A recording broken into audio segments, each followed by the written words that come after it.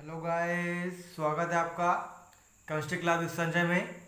एक बार फिर से मैं लेकर हाजिर हूँ आपके लिए मैथ क्लास 10th का, जो कि आज 8.1 प्रश्नावली का अंतिम सेशन होगा। इसके बाद हम लोग प्रश्नावली 2 पढ़ेंगे और उसका एग्जाम्पल, उसके बाद हम लोग सवाल पे आ जाएंगे। चलिए, जैसे आपको दिख रहा है क्वेश्चन नंबर 6, इसको मैंने छोड़ दिया था क्योंकि थोड़ा सा ये टेक्निकल था सवाल, और मैंने सोचा कि इसके लास्ट में करवाऊंगा जिससे बच्चों को अच्छे समझ में आएगा। ठीक है, तो इस सवाल में बोल क्या रहा है, यदि कोण ए और कोण बी क्या हो, न्यून कोण हो, जहां कॉस ए बराबर कॉस बी हो, तो दिखाइए कि कोण ए और कोण बी बराबर हो। देखिए, अर्थात इसने कहा है कि ए और बी क्या है, न्यून कोण है, अर्थात ये 90 डिग्री कोण नहीं बन सकता। तो 90 डिग्री क्या बनेगा हमारा, कोण सी हमारा क्या होगा, 90 डिग्री हो जाएगा। ठीक है, इसलिए हमने दो चित्र बनाया दोस्तों इसमें। एक ए के लिए तो कोण क्या बना है, कोण ए हो गया है, तो ए बी सी हो गया, और एक बनाया हमने बी के लिए, तो बी ए और सी हो गया दोस्तों। ठीक है, तो इसके लिए हम लोग देखते हैं आगे कैसे हल करेंगे। सवाल में क्या दिया उसे लिख लेंगे पहले हम लोग। ठीक है, कॉस ए इक्वल क्या दिया है, कॉस बी। ठीक है, अर्थात हम लोग इसको हल करेंगे कॉस ए को लेके चित्र नंबर 1 से, और इसको हल करेंगे चित्र नंबर 2 से हल करेंगे। तो आप जानते हैं कॉस इक्वल क्या होता है, तो आप कहेंगे हाँ बिल्कुल याद है क्या होता है, तब बताएंगे आधार बटा कर्ण। क्या होता है, आधार बटा कर्ण। तो बिल्कुल सही है आपका। तो आधार क्या है, एक चित्र नंबर 1 के लिए, चित्र नंबर 1 से चित्र नंबर 2 से इस वाले को, तो देखिए आधार क्या है हमारा, ए सी। ठीक है, यहाँ ले लिया जाएगा ए सी, और कर्ण क्या है हमारा, तो आप कहेंगे ए और बी हो गया हमारा, ए बी इक्वल लगाएंगे। कॉस बी में देखिए आधार क्या है हमारा, बी और सी, तो लिख लिया मैंने बी और सी। कर्ण क्या है हमारा, तो बी ए, अर्थात हम लिख सकते हैं इसे क्या, ए और बी लिख सकते हैं। तो चलिए अब आगे चलते हैं दोस्तों। अब देखिए दोनों आधार क्या हो गए हमारे, बराबर दिख रहा है। देखिए ये इक्वल है, आप इसे काट सकते हैं, ए बी से भी कैंसिल हो गया। आपको पता ही है कि बराबर के उस पार ऊपर नीचे कर सकते हैं। ठीक है, तो हमने ए बी से भी कैंसिल कर दिया, तो क्या आ गया, ए सी इक्वल बी सी, जो कि दोनों हमारा क्या है, दोनों ही हमारा आधार है। इसका मतलब ये हुआ दोस्तों कि जब हमारा आधार सेम हो गया तो हम कह सकते हैं कि कोण ए इक्वल कोण बी, इतना हम दिखा सकते हैं। ठीक है, तो अब यहाँ हम लिख सकते हैं कि ये क्या हो गया हमारा, प्रूव्ड हो गया, अर्थात सत्यापित हुआ। क्या हो गया, सत्यापित हुआ। देखिए इसे हम लोग फिर समझ लेते हैं क्योंकि आज वीडियो बड़ी होने वाली नहीं है। ठीक है, पहले इसके लिए हम कितने चित्र बनाएंगे, दो चित्र बनाएंगे, एक बार त्रिभुज बनाएंगे, एक बार फिर त्रिभुज। इसने कहा है ए बी न्यून कोण है, अर्थात हम ए बी को 90 डिग्री पर नहीं रख सकते, तो क्या रखेंगे, 90 डिग्री पर सी को रखेंगे दोनों चित्रों में, पहले में भी और दूसरे में भी। ठीक है दोस्तों, अब देखिए यहाँ ए रखा, यहाँ बी, यहाँ सी, तो हमने इसको मान लिया, ए को इस बार कोण मान लिया। ठीक है, तो कोण इसको माना, तो आधार ये हो जाएगा, लंब ये हो जाएगा, और कर्ण ये हो जाएगा। अब कहें सर ऐसे कैसे हो जाएगा, तो मैंने आपको खूब बताया है कि जस्ट सामने वाली भुजा क्या होगी, लंब, और उसके नीचे वाली भुजा आधार, उसके ऊपर वाली भुजा कर्ण। अब बात समझ में आ रही ना आपको, चलिए ठीक है। ऐसे ही क्या बनाएंगे, चित्र नंबर 2 में त्रिभुज बना लिया मैंने, इस बार हमने किसको मान लिया, कोण बी को, तो बी ए सी हो गया। क्या हो गया, बी ए सी हो गया। तो अब ये भी क्या हो गया हमारा आधार, इसके सामने वाला लंब, जस्ट ऊपर वाला कर्ण हो गया।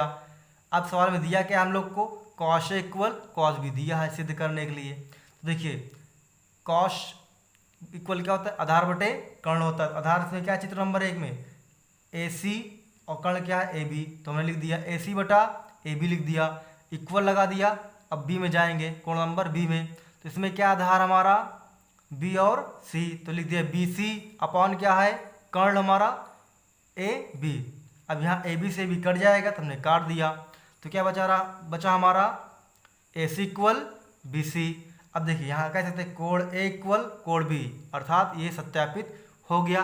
अब क्वेश्चन नंबर 10 की ओर चलते हैं, क्योंकि हमने 6 नंबर छोड़ दिया था, और जिस छात्र ने वीडियो 7, 8, 9 न देखा हो, अर्थात सवाल नंबर 7, 8 और 9, उसके लिए आए हमारे प्लेलिस्ट में, ठीक है, प्लेलिस्ट में आए और वहाँ वीडियो नंबर 5 देखे, और आगे उसके बाद ये वीडियो नंबर 6 देखे, ठीक है।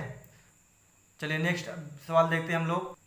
देखिए ये सवाल आपके लिखा हुआ है, सवाल नंबर 10 का सवाल लिखा, कह रहा त्रिभुज पी क्यू आर में जिसका कोण क्यों क्या हमारा समकोण है, P R plus Q R या आर क्यू बराबर 25 सेंटीमीटर है, और पी क्यू बराबर 5 सेंटीमीटर है।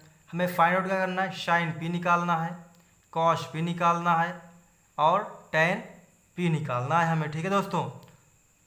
अब सबसे पहले क्या करेंगे हम लोग, इसका एक ट्रायंगल बनाएंगे, अर्थात त्रिभुज बनाएंगे। क्या बोल रहा है, क्यों हमारा क्या होगा, समकोण होगा, तो देखिए हमने इसे समकोण बना दिया क्यों को, ठीक है।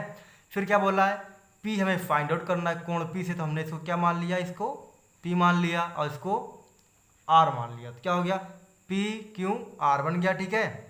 तो हमने बताया आपको जस्ट इसके नीचे वाला क्या होता है हमारा, तो आप कहेंगे सर आधार होता है, इसके ऊपर वाला तो आप कहेंगे सर कर्ण होता है। मैं पूछूंगी ये क्या होगा, तो आप कहेंगे सर इसके जस्ट सामने है, इसलिए क्या कहलाएगा हमारा, लंब कहलाएगा। चलिए इतनी बातें तो आपको याद हो गई है, बहुत अच्छी बात है।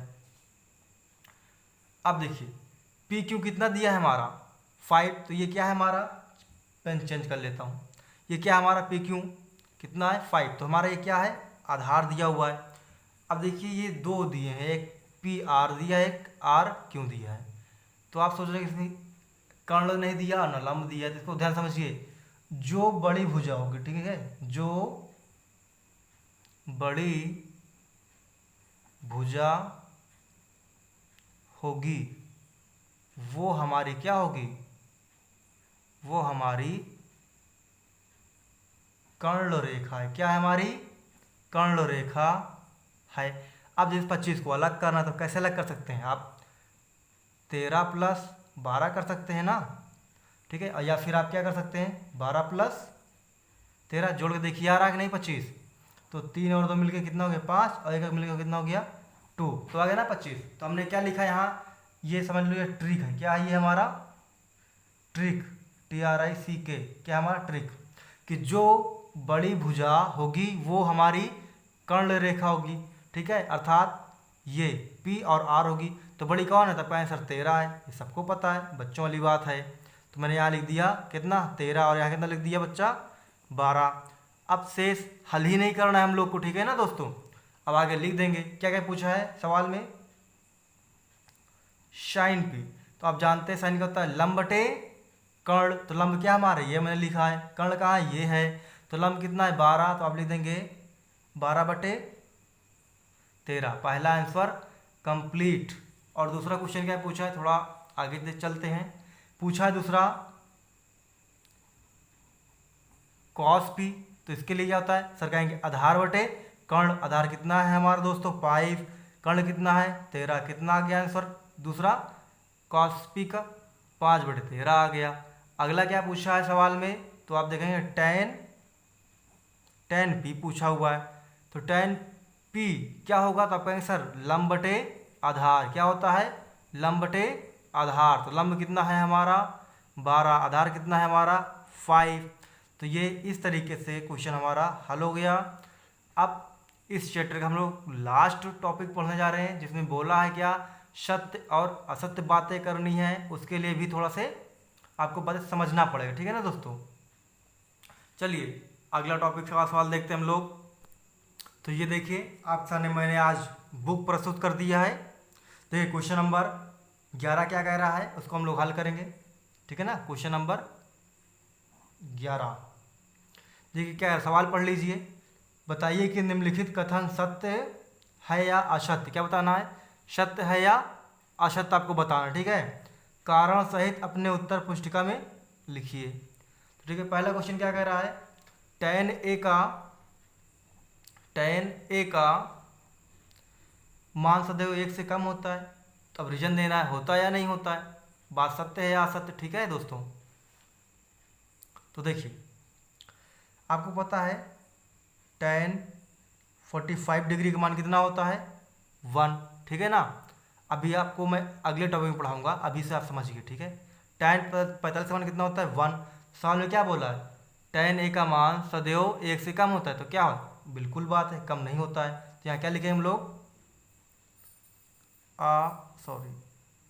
असत्य लिखेंगे। क्या लिखेंगे, असत्य लिखेंगे। ठीक है ना, क्योंकि tan a का मान 1 होता है और ये क्या कह रहा है 1 से कम। तो क्या होता है, 1 से कम नहीं होता है। क्या होता है, कम नहीं होता है, इसलिए क्या हो गया, असत्य बातें।